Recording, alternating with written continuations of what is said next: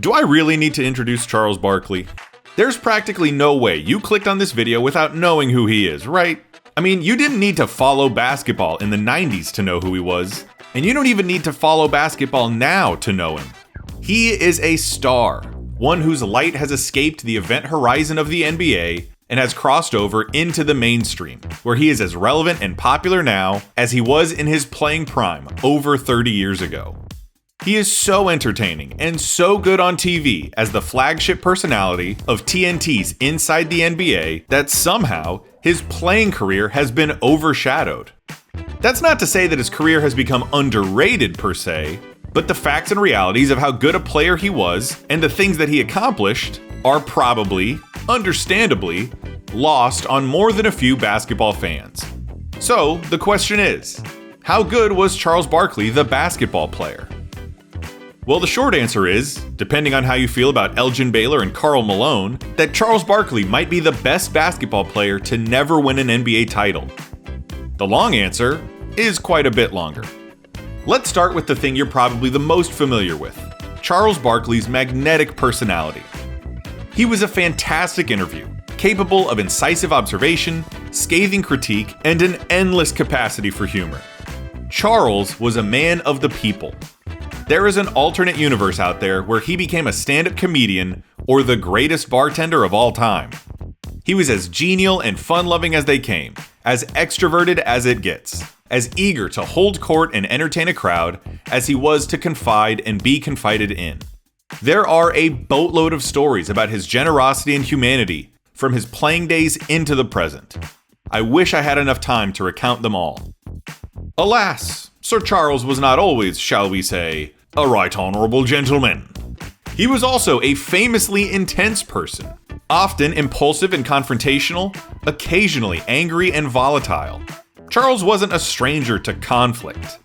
His fight with Bill Laimbeer and the Bad Boys in 1990 preceded the Malice at the Palace as the ugliest NBA fight ever, once allegedly spit on a referee, and was involved in more than one fight with antagonistic fans in bars in the wee hours of the morning. He's a man of the people, and sometimes people fight people. He wore his heart on his sleeve. But when he wasn't wearing sleeves, when he was in just a jersey, what are we talking about? Let's start here. So height in the NBA is weird, right? Some guys are taller than their listed height, and some guys are shorter than what the league purports. Barkley is a case of the latter. He played the position of power forward, a position that, according to the internet, has an average height of 6'8" while being listed at 6'6". Even crazier, it is widely reported and accepted that Barkley's actual height was about 6'4" 3/4. For reference, Michael Jordan, a shooting guard, was all of 6'6". So, how did Barkley make up for this deficiency?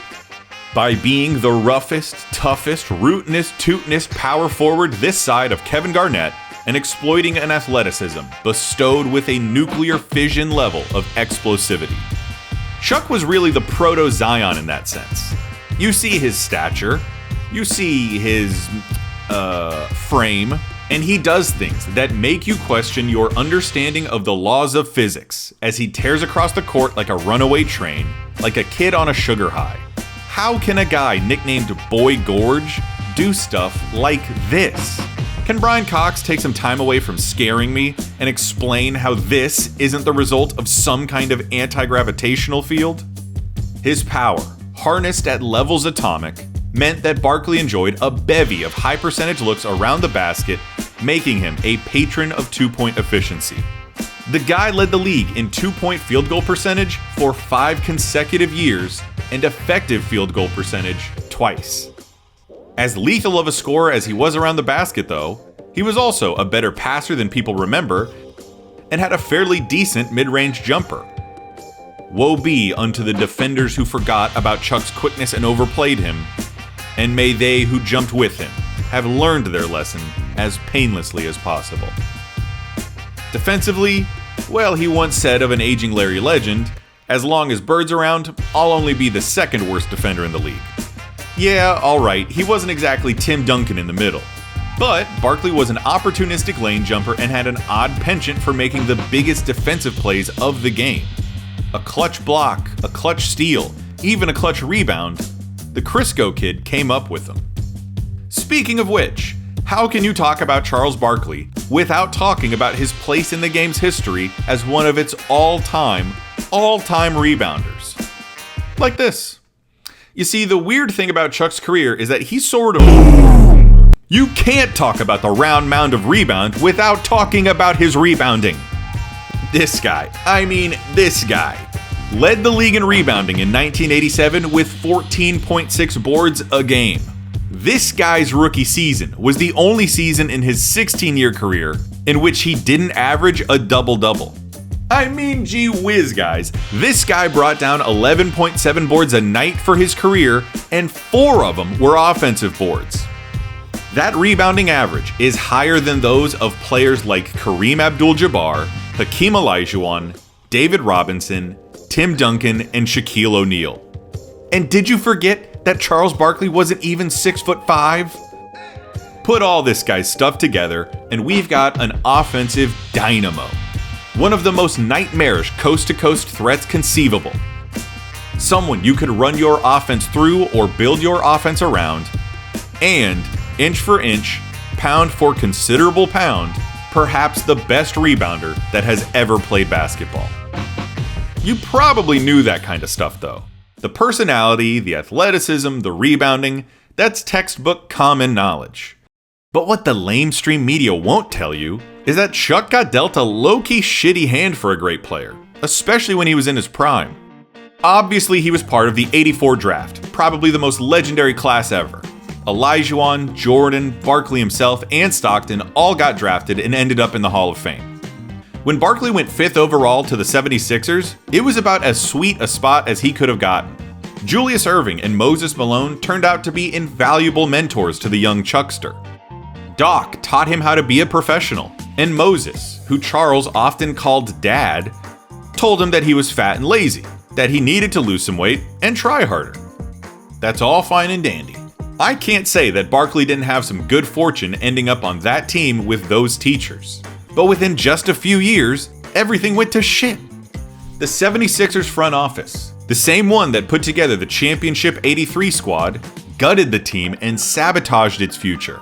Doc retired after the '87 season, but on one day in the summer of 1986, the Sixers carried out 2 trades. In total, they traded away 30-year-old Moses Malone, who had just averaged nearly 24 and 12 in the regular season, and 3 first-round picks, including the number 1 overall pick in the upcoming draft, and gotten in return a bunch of nobodies and $750,000 in cash.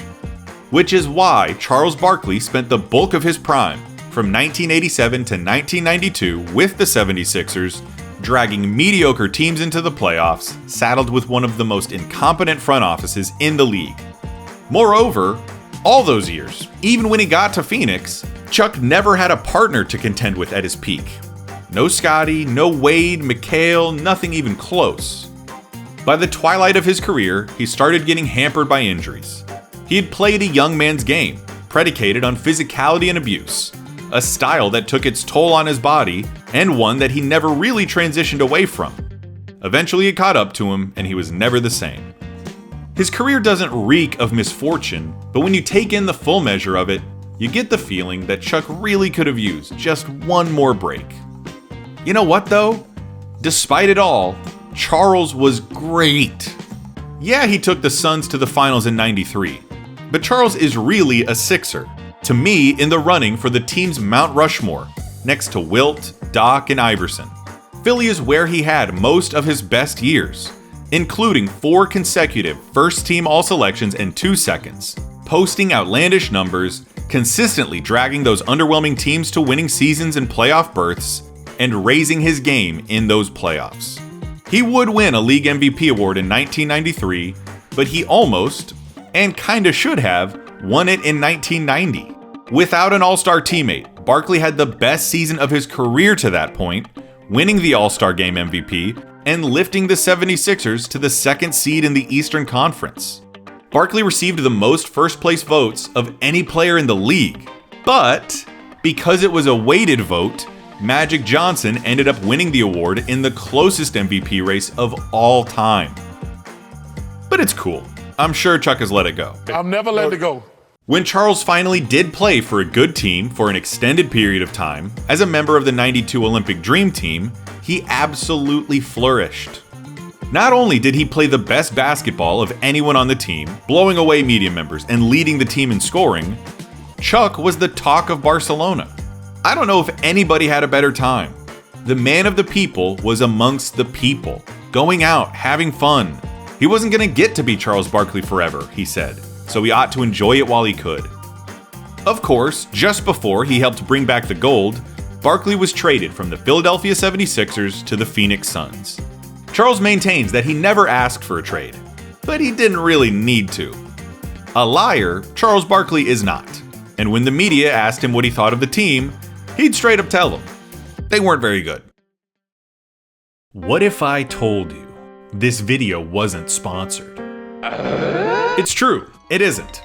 I want to tell you about the baseline review, and they are not paying me to do it. They didn't even ask me to do this. I asked them if I could. JP Boneyard and the folks at 59 Parks are teaming up with 30 writers and 30 illustrators to create a book that celebrates basketball's legendary figures.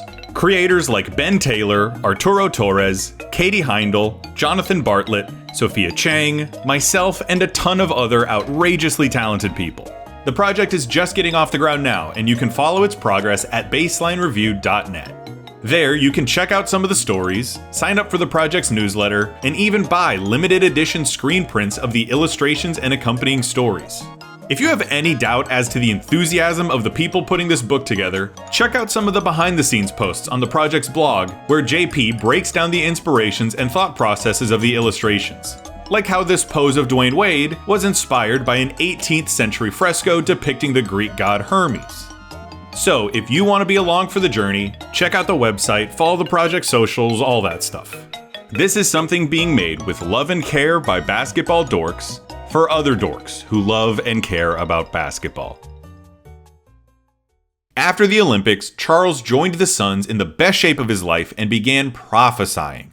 This team, he told them, was a team of destiny. Surrounded by the likes of Kevin Johnson, Dan Marley, Tom Chambers, Danny Ainge, and coached by Paul Westphal, Barkley was convinced that it was preordained that this team would dominate the regular season, trounce the Western Conference, and bring Phoenix their first NBA championship. By June of 1993, the man was looking positively biblical. In the regular season, the Suns tore the league up, finishing with 62 wins and the best record in a very competitive NBA. With 25, 12, and 5 averages, Charles Barkley was named the league MVP. And in the playoffs, the Suns encountered nothing that would discourage their belief that they were a team of destiny. Even more, Charles proved series after series that he was worthy of being a champion. In the first round, the Suns beat the Lakers in a do-or-die Game 5 behind Barkley's 31 points, 14 rebounds, and 5 assists.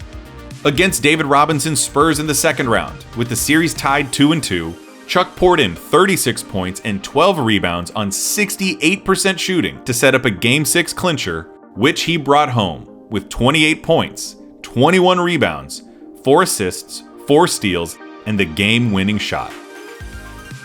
The Western Conference Finals went the distance, a full 7 games against the Supersonics. In the deciding 7th game, Barkley played perhaps the best game of his career. 60% shooting, 44 points, and 24 rebounds to send the Suns to the NBA Finals. How could they not be destined for the mountaintop? Because they played the Chicago Bulls? I don't know if you know the lore of Michael Jordan and the Bulls. I think you do, but in case you don't, as a matter of law, they didn't lose in the finals. Which means that yes, the Suns lost to the Bulls in 6 games. But not before giving them everything they could handle, and maybe the closest final series the Bulls ever found themselves in. I know your first thought is to whine in my comments that the Bulls held a 3-1 lead in the series and that I'm talking out of my ass, but it was a way closer series than you think. Across the series, the Bulls and the Suns scored the exact same number of points, The largest margin of victory in any game was just 10 points. Game 2 was decided when Scottie Pippen blocked a red-hot Danny Ainge 3 that would have tied it with 25 seconds to go. Game 3, a Suns win, went to triple overtime, and of course, the Bulls staved off the Suns' rally in Game 6 to win it all, thanks to John Paxson's game-winning shot. What I'm about to say is grossly reductionist, but rewatching that series, every game felt like a coin flip, and Chicago just ended up on the winning side of it.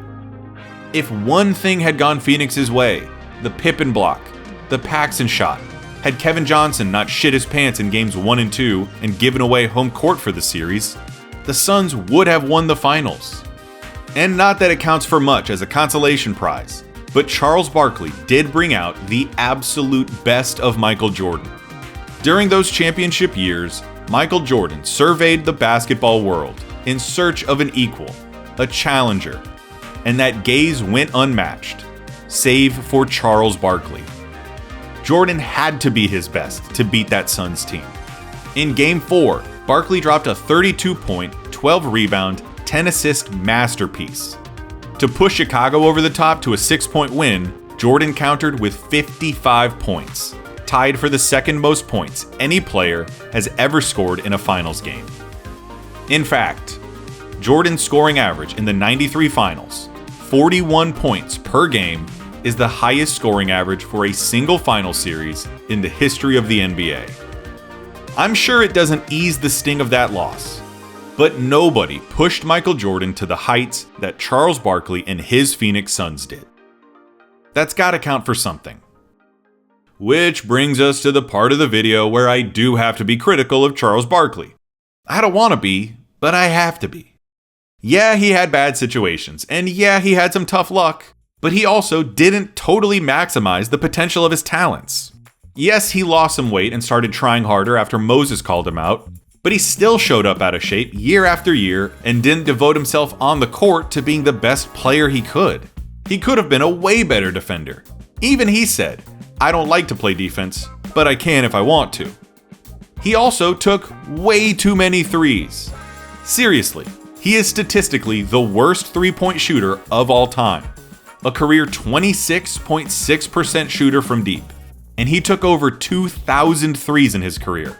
No one has ever taken that many and shot that poorly. He played a young man's game, and he lived a young man's life. He liked to have fun, and I won't fault him for that, but it did have some negative consequences for his professional life as a professional athlete. But you know what? If he'd been a stick in the mud, he wouldn't have been Charles Barkley. And damn it, I really love Charles Barkley. He's like the anti-Jordan. Sure, they were both great players who played with fire and anger and set records, but Jordan and his partners took great care to make sure that he was the most marketable athlete of the era. Charles didn't care. Jordan was the lean athlete with the polished image, holed up in his hotel room. Barkley was all round bellies and rough edges, who wanted to hang out and speak his mind, advertisers and sponsors be damned. Michael Jordan had to uphold the image. Everyone wanted to be like Mike. Barkley went on TV and told America in no uncertain terms, "I am not a role model." And yet, the rap on the two is that Jordan was kind of a jerk who acted like a nice guy, and that Charles was a really nice guy who could sometimes act like a jerk. Chuck is a stunning example of the caprice of the English language. He always gave a shit, but he didn't give a damn. The great thing about Charles Barkley was that you always got Charles Barkley, which is why he's so incredibly good at television. I'd love to analyze all of Inside and try to break down all the things that make it great, but the linchpin in that show is the fact that of all the athletes who have ever transitioned into media, Charles Barkley is the best. With all due respect to guys like Shannon and McAfee, Charles Barkley's TV presence is an institution of the sport of basketball. He's no oracle. He gets things wrong and ends up on the wrong side of things all the time. But he's often willing to admit that he's wrong and never shies away from being the butt of the joke. He gets accused of being a hater sometimes, and has had his fair share of being the grumpy old back in my day guy, But no one could ever accuse him of trying to farm engagement, say something for headlines, or give an opinion he doesn't believe in. As Kenny Smith once said, Charles says the things in the back of your mind. Sports is supposed to be entertaining, and he is about as entertaining as it gets. How many iconic moments have come from him in the show that are now just part of NBA lore? The way he says terrible, the beaches of Galveston, Texas. Sitting there to Galveston, Texas, right where that dirty water washed up on the beach. They can't even get in the water. The seats in the Phoenix Suns arena. They're dirty seats. The women of San Antonio. Big old women in San Antonio. Taking Iverson #1 in the all-timers draft. Allen Iverson. And a charming bracelet that he got under very suspicious circumstances. I got this bracelet from a guy in the steam room back in Arizona. And that's all just off the top of my head. You probably know more about those references than you do about his 56 points against the Warriors in the '94 playoffs. Chuck's playing career gets overshadowed by his TV career. I know I'm usually the guy who's all, wham, you don't know the whole story. You only know this guy for the one thing and not his career, wham. But in this case, it's totally justified. All told, Charles has been contributing to the game of basketball as an all-time great player and an unparalleled TV presence for over 40 years. It's hard to pick one act of his career over the other, but the fact that it's a worthwhile question about one of the all-time greats, maybe the best player who never won a ring, is telling. He'll always be former NBA player Charles Barkley first, and the fact that he never won a ring will always be a part of his byline. But he has something that puts him in the rarest company of all. The man can say that at what he does, he is the greatest of all time. There will never be anyone like him again. He is a special figure in basketball, not because he was so good at playing basketball, nor because he's so good at being on TV. He is special because he is so good at being Charles Barkley.